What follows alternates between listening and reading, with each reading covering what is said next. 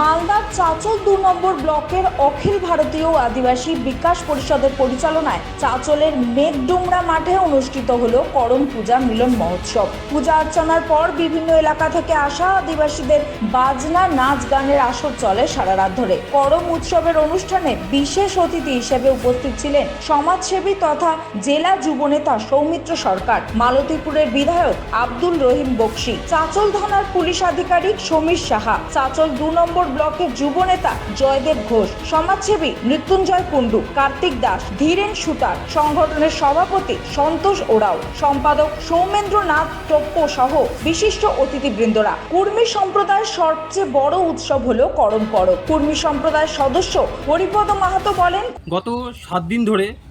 কুমারী মেয়েরা ডালা ভর্তিতে তারা বালি ছড়িয়ে সেখানে কুর্থি, মুগ, অন্যান্য বীজ ছড়িয়ে দিয়ে যে গাছ বড় হচ্ছে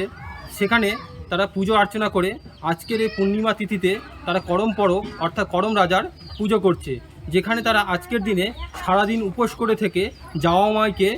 তারা বরণ করে নিচ্ছে এবং পাশাপাশি তারা কর্মাডাল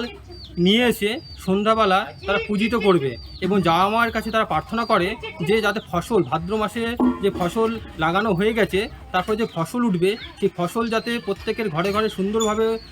উঠে আসে তার জন্য তারা সকলের কাছে প্রার্থনা করে এবং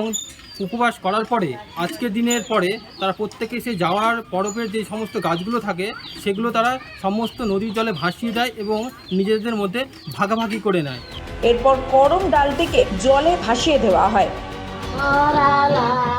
হরে